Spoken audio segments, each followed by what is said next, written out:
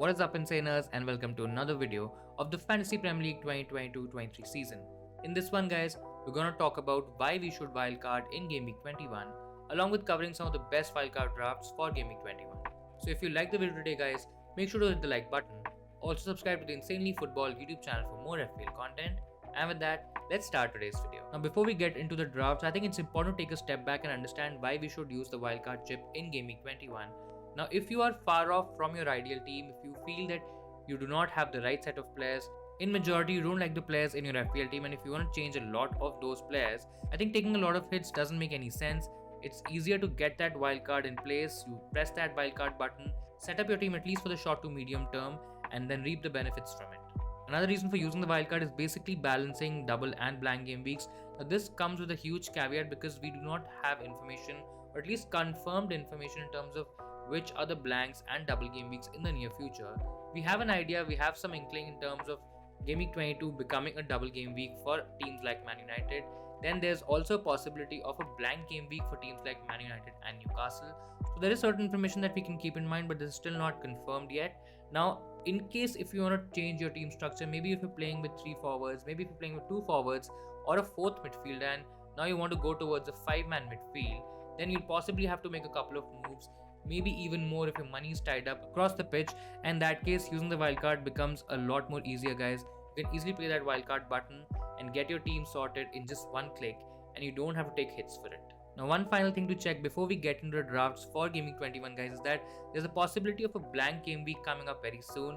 So there's the AFL Cup semi-final of Man United versus Nottingham Forest, and then Newcastle is up against Southampton.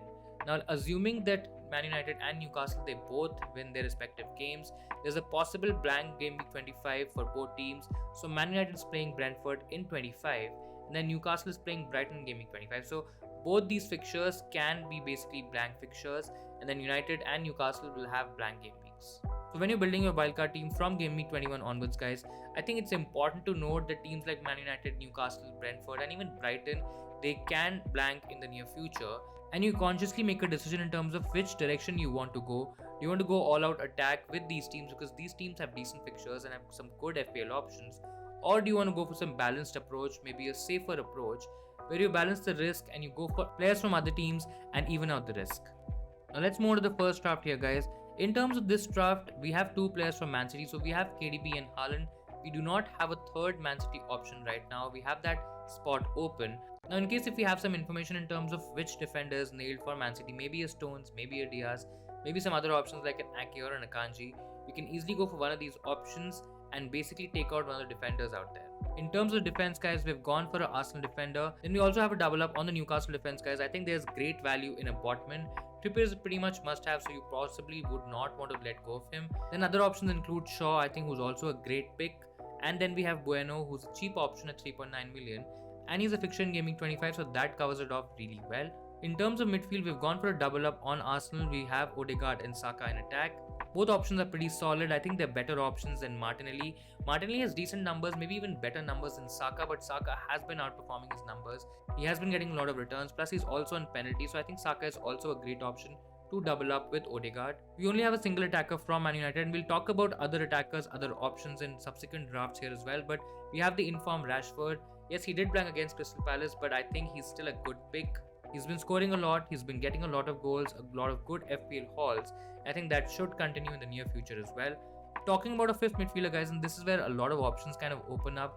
We have Solly March from Brighton right now. He's been in great form since the FPL restart, guys. He's been scoring a lot of points. He also looks pretty much nailed on that right side of the Brighton attack, guys. So in case if you're going for one Brighton option, you can go for March here.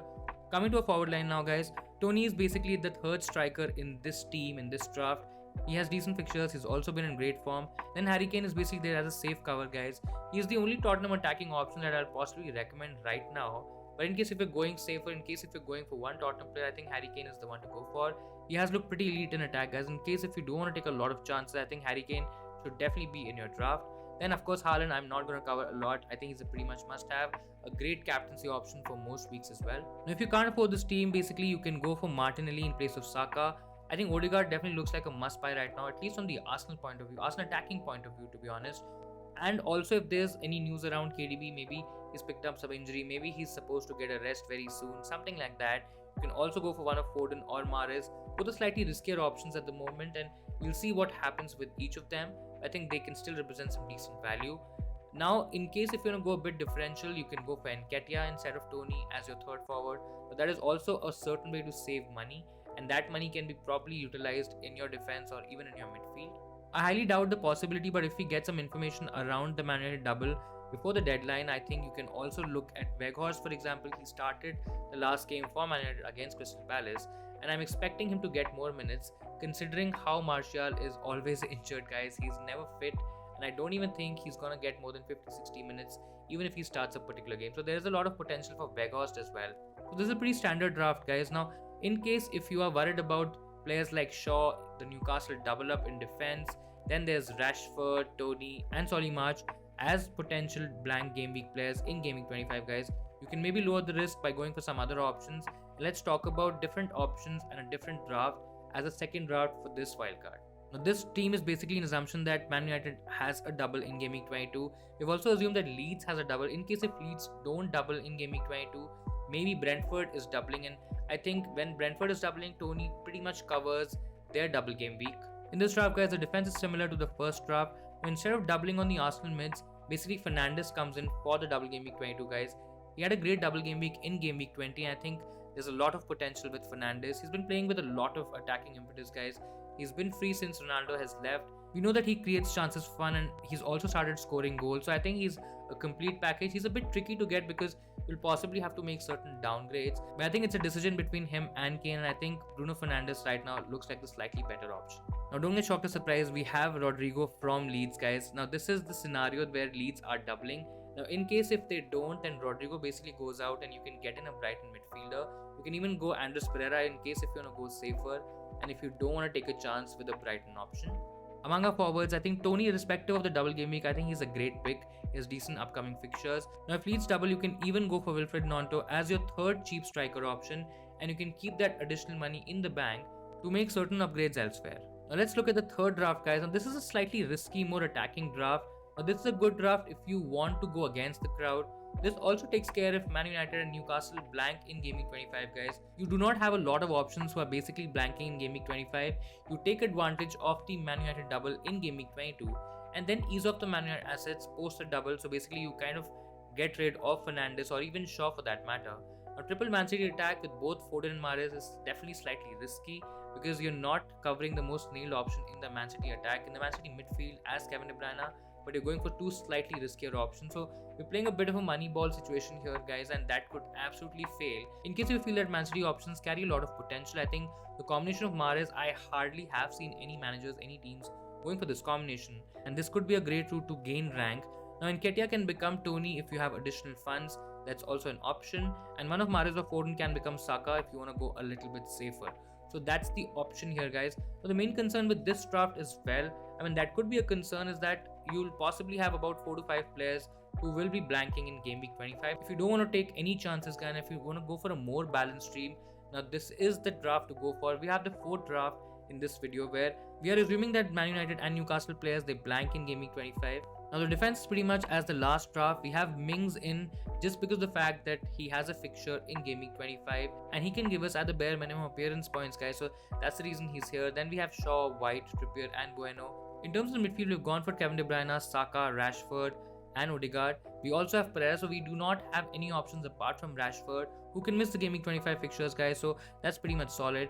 Here we're playing a 3-5-2 or maybe a 4-4-2 in some capacity, and we have Haaland and Kane as a set of premium picks in attack, guys. Now we've also gone for Ferguson as a cheaper option. So in case if you want to play a 3-man up top, you can easily do that with Ferguson. Ferguson definitely comes with a certain element of risk because we still do not know whether he's nailed for 90 minutes or not. He's been playing some minutes over the last few weeks, guys, and that may continue, may not continue.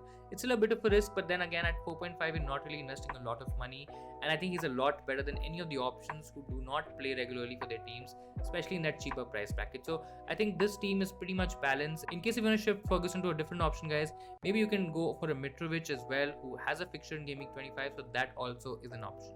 So these are some of the best drafts to go for in case you are thinking of using the wildcard chip in Game Week 21.